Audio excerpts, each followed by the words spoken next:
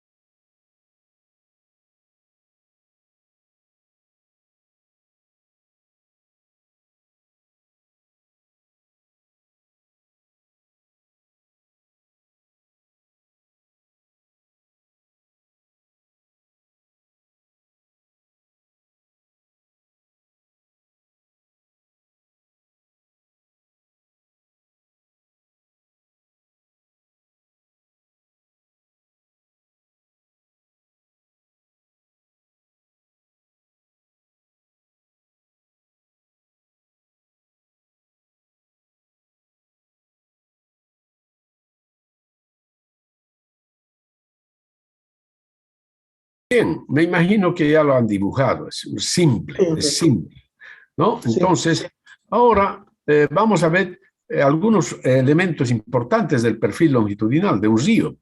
Y uno de los elementos fundamentales es la pendiente del río. ¿Cuál es la pendiente promedio del río? Entonces, para calcular la pendiente promedio del río se han desarrollado varios métodos, de los cuales aquí vamos a tratar dos. Uno, que es el criterio muy simple, un criterio muy simple, que consiste en determinar simplemente el desnivel total, o sea, la pendiente promedio de un río sería igual al desnivel total en kilómetros, dividido entre la longitud acumulada en kilómetros también. Y así calcularíamos la pendiente promedio del río. Entonces, de acuerdo a eso, fíjense, el desnivel total sería la cota más alta menos la cota más baja, ¿no? 1300 menos 700, y para expresar en kilómetros tengo que dividirlo entre 1000. Ok. Dividido entre la distancia, entre la longitud acumulada, es decir, entre la longitud total del río. La longitud total del río había sido 69,7 kilómetros. Esta es la longitud total. Fíjense, el punto más alto es 1300, el punto más bajo 700. 1300 menos 700, 600. Dividido entre 1000, 0,6 kilómetros. Dividido entre 69,7 kilómetros, que es la longitud total del río. Entonces, fíjense, nos da una pendiente de 0,0086. Es decir, 86 por 0,86%. Esta sería la pendiente del río, expresado en porcentaje ya. Expresado en porcentaje, ¿ya? Bien, está claro, ¿no, jóvenes? Es muy Sí, sencillo calcular. Simplemente hemos aplicado el desnivel, a ver aquí, el desnivel entre este punto y este punto, perdón, entre este punto y el punto final, eso es lo que hemos hecho. ¿Qué desnivel hay entre este punto y el último? 1300 menos 700 igual 600 metros de desnivel. ¿En qué longitud? En toda esta longitud, ¿no? La longitud es de 19.7 kilómetros. Perdón, 69,7 kilómetros es. ¿Ya? Este valor no es correcto, por si acaso, ¿ya? No es correcto. Esto tengo que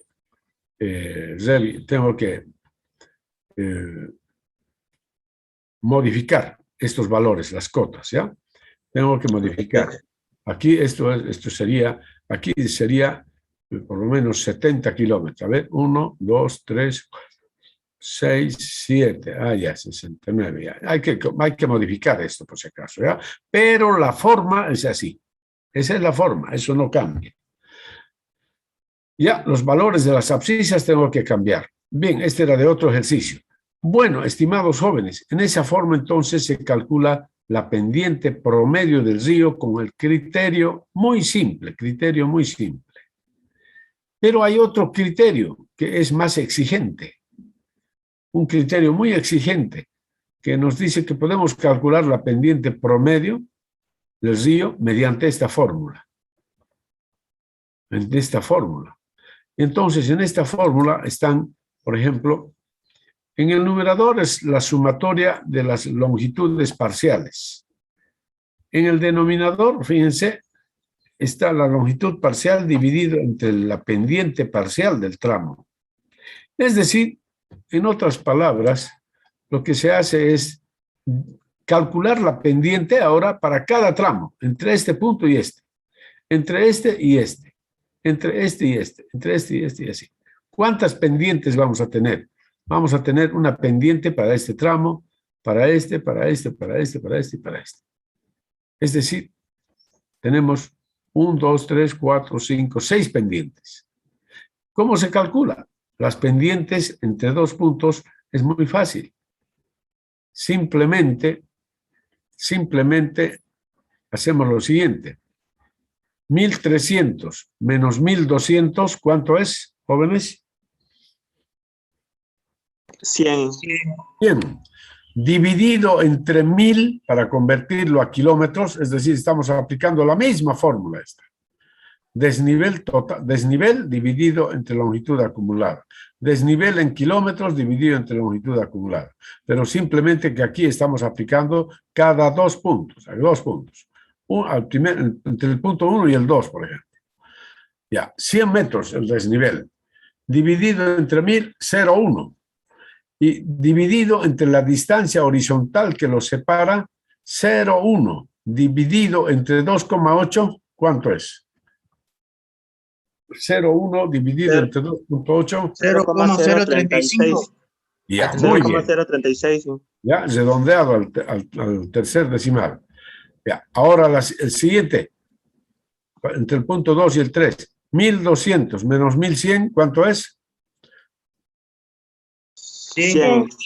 Dividido entre 1000, 0,1. dividido entre 4,6. 0,022. En la misma forma se han calculado todos los valores. A ver, verifiquen los resultados. Ya les he hecho dos ejemplos. Ok. Ustedes son jóvenes inteligentes, con un ejemplo ya lo hacen. Pero ahí les hice dos.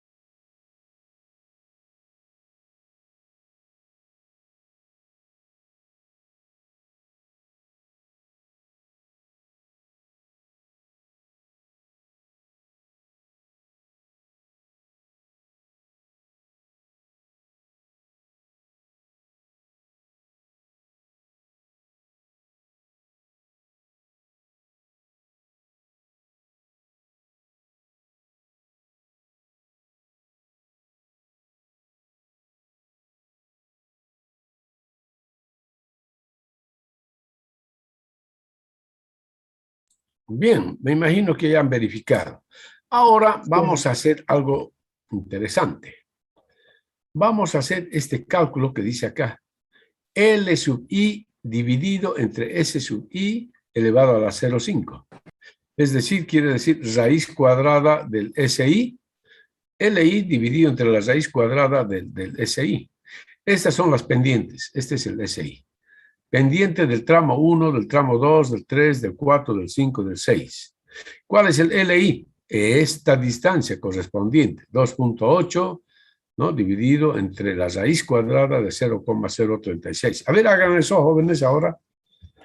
2.8 dividido entre la raíz cuadrada de 0,036.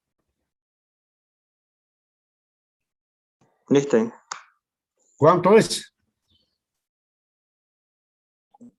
14.76. Ahí está, ¿no? Ahora hagan así. 4.6 dividido entre la raíz cuadrada de 0,022.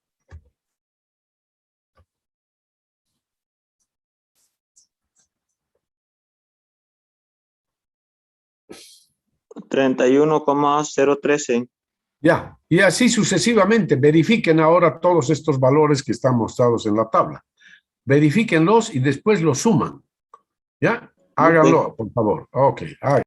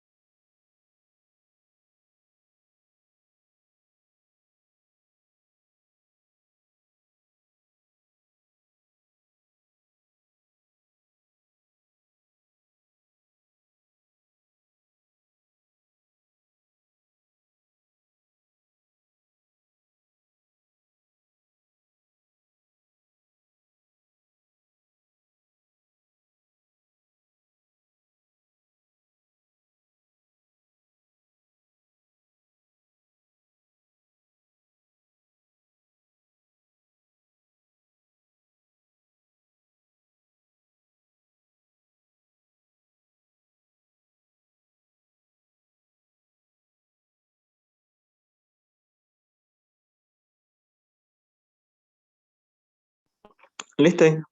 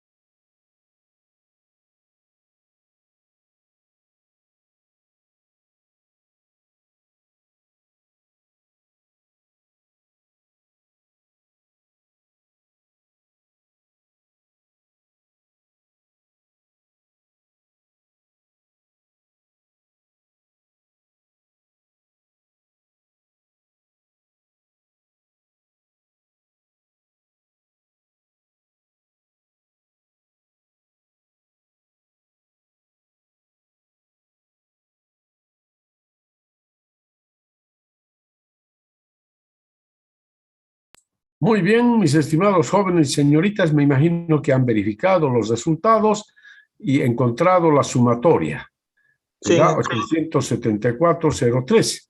Entonces, ahora vamos a calcular la pendiente promedio del río aplicando el criterio de Taylor-Schwarz, ¿ya? Es un criterio muy interesante, como les decía, que este criterio utiliza esta fórmula muy especial, ¿ya?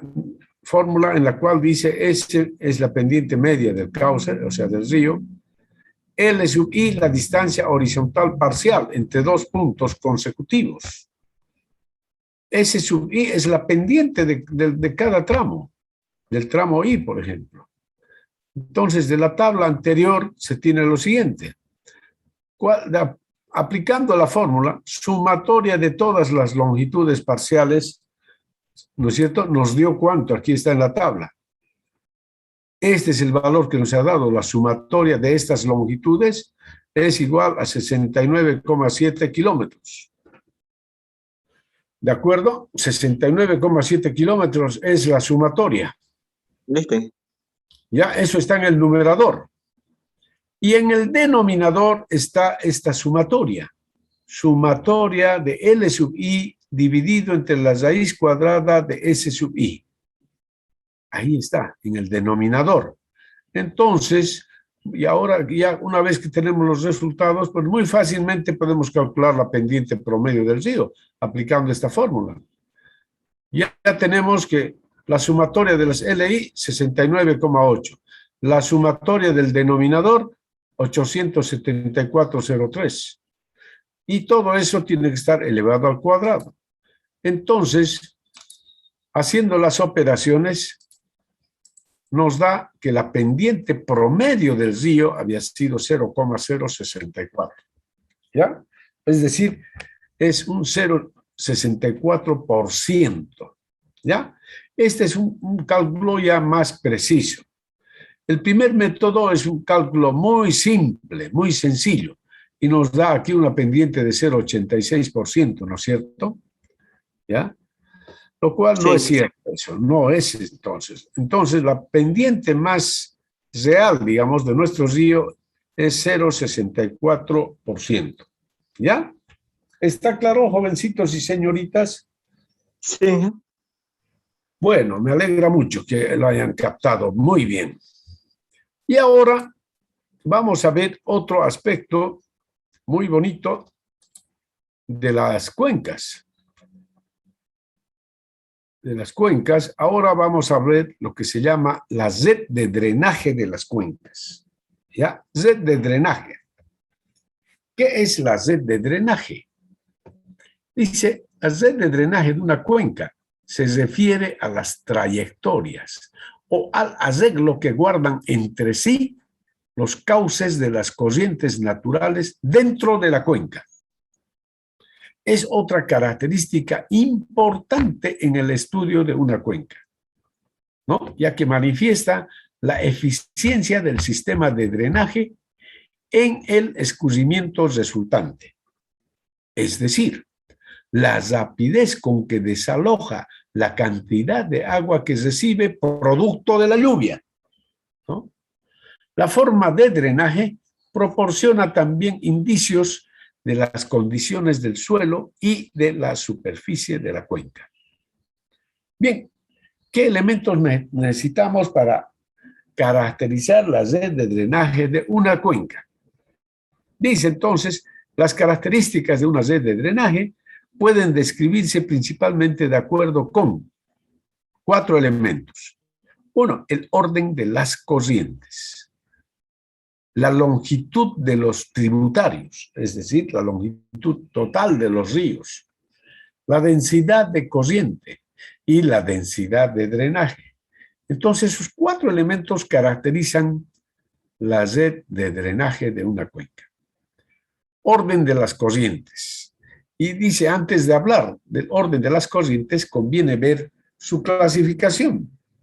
Todas las corrientes pueden dividirse en 3 clases generales, dependiendo del tipo de escurrimiento, el cual está relacionado con las características físicas y condiciones climáticas de la cuenca. Así podemos decir que una corriente puede ser efímera, intermitente o perenne. Una corriente efímera es aquella que solo lleva agua cuando llueve e inmediatamente después se seca. Se seca. ¿Ya? Dejó de llover y a los minutos o cuando más, un par de horas, se secó la corriente. Ya no escucha más. En cambio, una corriente intermitente lleva agua la mayor parte del tiempo, la mayor parte del año, digamos, pero principalmente en época de lluvias. Su aporte cesa o termina cuando el nivel freático desciende por debajo del fondo del cauce. Ahí ya deja de haber agua, se seca la corriente. Es decir, si el nivel freático desciende por debajo del nivel del cauce del río, entonces este río se seca, porque no hay agua que lo alimente. Y esto ocurre principalmente en las épocas de sequía, muy, muy fuertes, digamos, ¿no? En algunos años, pues ocurre, digamos, en los meses de agosto, septiembre, digamos, septiembre, especialmente septiembre, octubre. En cambio, la corriente perenne contiene agua todo el tiempo, y ya que aún en época de sequía es abastecida continuamente, pues el nivel freático siempre permanece por arriba del fondo del cauce. Y aquí yo les voy a mostrar unos esquemitas que yo elaboré para que ustedes entiendan los tipos de corrientes. Tipos de corrientes en una cuenca, como hemos dicho, corrientes efímeras, corrientes intermitentes y corrientes perennes. Entonces, aquí tenemos un esquema de lo que sería la cuenca, desde las partes más altas de la cuenca hasta el cauce del río. Y por supuesto que aquí continúa, ¿no? Ahí continúa, ¿ya? Entonces, las corrientes efímeras se localizan en las partes altas de la cuenca. Ahí están las corrientes efímeras, muy cerca de la divisoria de aguas. Ahí están las corrientes efímeras. En cambio, las corrientes intermitentes están más abajo, en una zona más baja. Y la corriente perenne, por supuesto que está en la zona más baja de la cuenca, en todo su recorrido. Bien, ¿qué ocurre con las corrientes efímeras? Cuando se presenta una precipitación pluvial, llueve, entonces el agua que escurre sobre el terreno, la escorrentía superficial, llega a esta corriente. Y por lo tanto, aquí tenemos agua. En esta corriente escurre el agua, pero deja de llover y al cabo de un corto tiempo, este escurrimiento también se seca y por lo tanto ya no llega agua a la corriente y la corriente se seca. Ya a las pocas horas de lo que llovió, esta corriente se seca. Digamos a pocas horas. En cambio, la corriente intermitente, cuando se produce la lluvia, la corriente intermitente se alimenta de las aguas que escurren sobre el terreno. Y además hay aguas que escurren en forma subsuperficial. Y algunas veces estas corrientes también son alimentadas por el agua subterránea. Ya, estas corrientes son alimentadas por el agua subterránea. ¿De acuerdo? Entonces, mientras el nivel freático esté por encima del lecho del río, entonces vamos a tener agua en esta corriente. Pero en época seca, puede ser una época muy seca, y el nivel freático desciende por debajo del lecho del río, entonces esta corriente se seca también, ¿ya?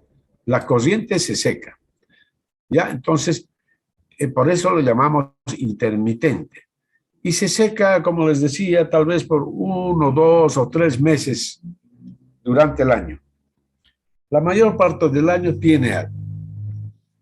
En cambio, una corriente perenne, tal como la que se muestra en la figura, es alimentada por el agua de la lluvia que escurre sobre la superficie del terreno, que escurre en forma subsuperficial y además es alimentada por las aguas subterráneas, como se observa acá. Por más que el nivel freático haya descendido de este nivel a este nivel, entonces el nivel freático aquí está más alto que el cauce del río. Por lo tanto, las aguas subterráneas alimentan al río. Y de esta manera, este río nunca se seca. Nunca se seca. Por ejemplo, el río Piraí, el río Grande, etcétera, etcétera, ¿no? Entonces, así se caracteriza una corriente o corriente perenne, intermitente y corriente efímera. ¿Está claro, jóvenes, señoritas? Me imagino que sí. Bien, y ahora vamos a hablar, entonces hemos hablado ya vamos a hablar del orden de las corrientes. Dice, el orden de las corrientes es una clasificación que proporciona el grado de bifurcación dentro de la cuenca. Para hacer esta clasificación se requiere de un plano de la cuenca, que incluya tanto corrientes perennes como intermitentes. Aquí no entran las corrientes efímeras, como podrán apreciar. El procedimiento más común para esta clasificación, ¿no?, es considerar como corrientes de orden 1 aquellas que no tienen ningún tributario. De orden 2 a las que solo tienen tributarios de orden 1. De orden 3, aquellas corrientes con 2 o más tributarios de orden 2, etc. Así, el orden de la corriente principal indicará la extensión de la red de corrientes dentro de la cuenca, o sea, la extensión de la red de drenaje de la cuenca que estamos tratando, ¿ya? Y ahí tenemos el ejemplo, miren, ahí está la cuenca y las corrientes dentro de la cuenca. Entonces, prácticamente estas corrientes que se muestran acá son las nacientes. Las nacientes. Las nacientes. Entonces, si son nacientes, no tienen ninguna otra corriente que las alimenta a estas. son las nacientes. Entonces, a estas corrientes, a las nacientes, se les asigna el grado 1, ¿no? 1, el orden 1, mejor dicho, orden 1. Entonces, 1, 1, 1, 1, 1, 1, todas las corrientes. Y cuando se unen dos corrientes de orden 1, forman una corriente de orden 2. Fíjense, 1 y 1, corriente 2. 1 y 1, 2. 2, ahora aquí, por ejemplo, 1 y 1, 2. Ahora, dos corrientes de orden 2 forman una corriente de orden 3, por ejemplo. 2 y 2, corriente de orden 3. ¿Ya? 3 y 3, corriente de orden 4. 4 y 2 sigue siendo 4. 4 y 2 sigue siendo 4. Entonces, ahí. Entonces, el orden de la red de drenaje es 4 para nosotros. En este caso, el orden de la red de drenaje es de 4.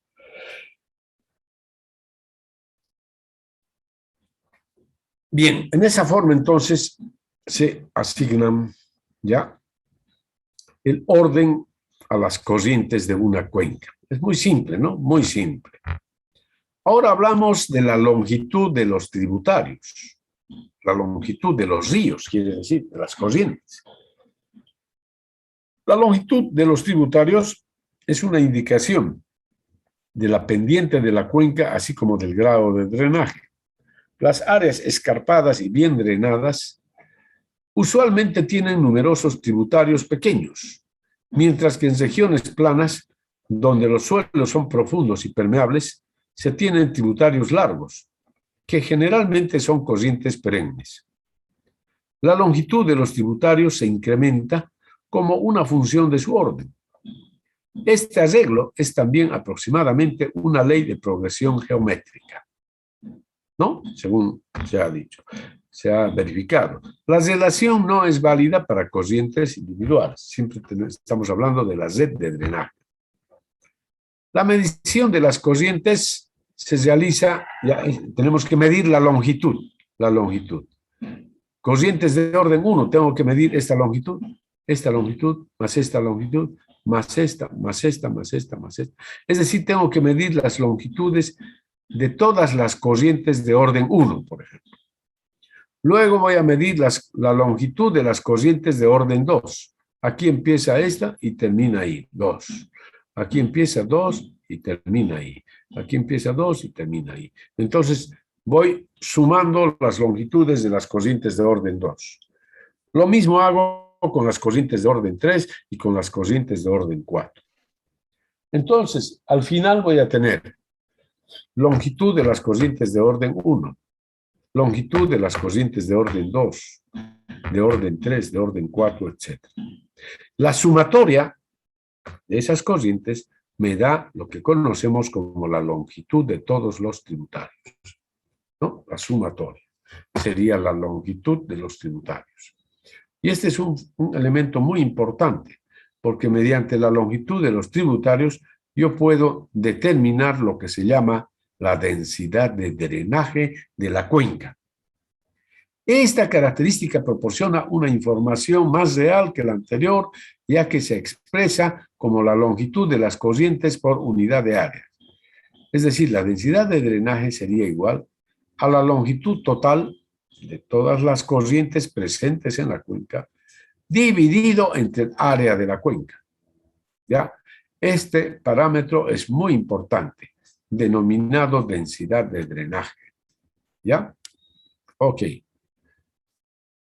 Finalmente, decimos que la densidad de corriente. Aquí algo más. La densidad de drenaje, dice, es un parámetro que indica la posible naturaleza de los suelos que se encuentran en la cuenca.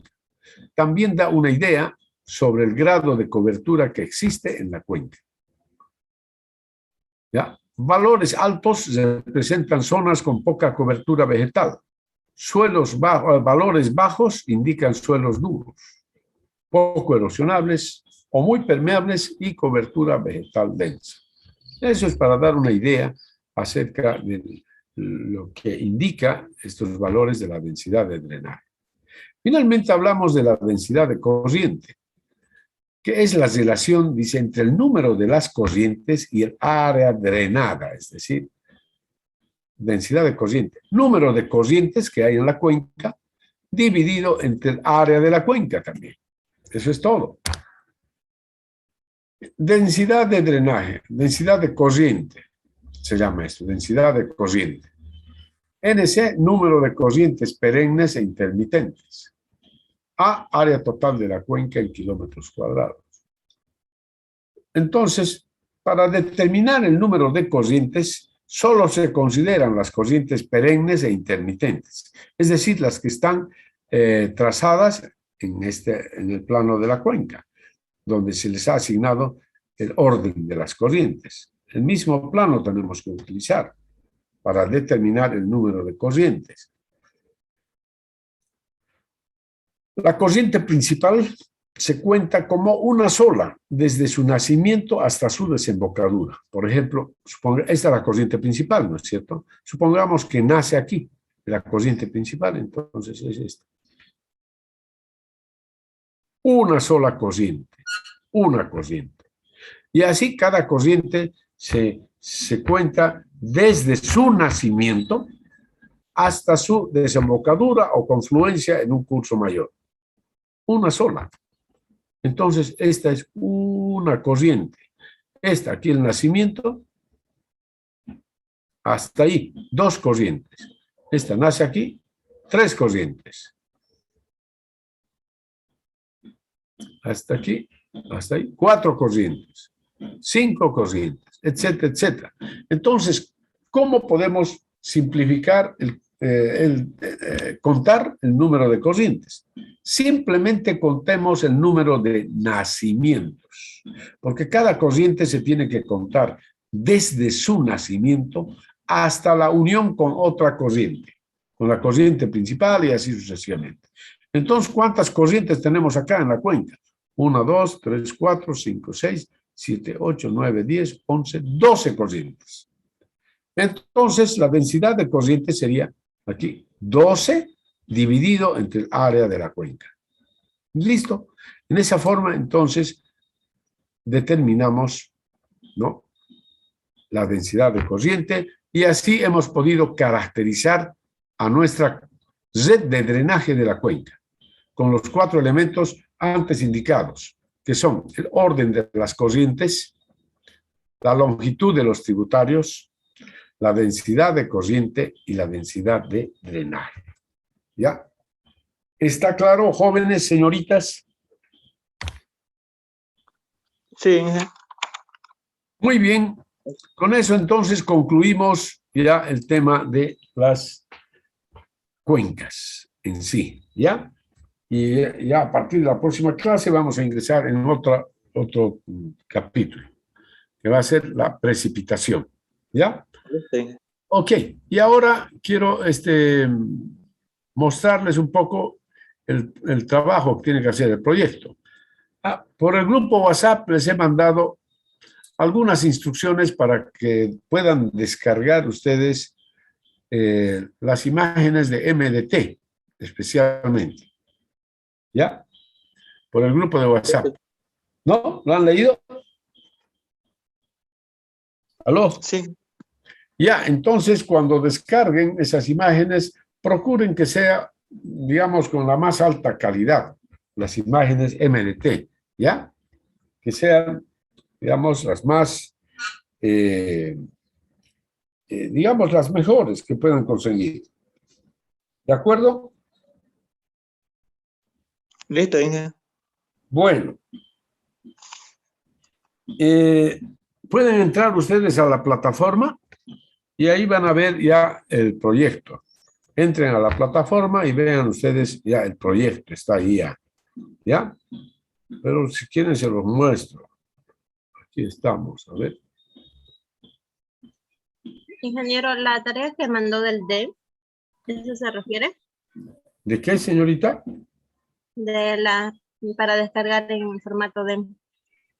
Sí, formato D, así es. Lo mandó al grupo de manejo, Inge. También, para ambos. Ya, está bien. Para ambos grupos. También están en hidrología. Y aquí tenemos la tarea, es decir, ahí está, proyecto de hidrología, dice. Ah, ya, esto tengo que habilitarlo. Claro.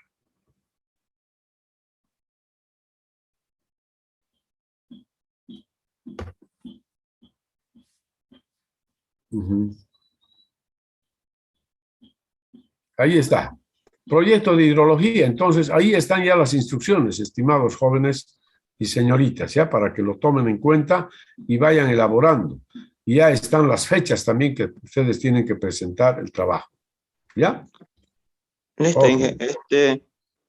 Las imágenes DEM Sí. están también en la plataforma. Las van a descargar y después ya les voy a dar una instrucción cómo enviármelas también esas, ¿ya? Pero, ¿están en la plataforma también, disculpe, esas imágenes, Inge? No, no, no, no. Ustedes tienen que investigar, pues, tienen que buscar. ¿Ya? Ustedes tienen que investigar ya. ¿Ok? Listo, Inge. Bueno, eso ya es parte de su trabajo de investigación. Bueno, pregúntenle Inge, a su ayudante, no sé, ¿ya? Que les ayude también. Ok. listo, Inge. Bueno, jovencitos, señoritas, que tengan ustedes un buen día, que les vaya muy bien. Hasta luego, ¿ya? Muchas gracias, Inge. Igualmente, que tengan buen día. Gracias, jovencitos, señoritas. Chao, chao, chao.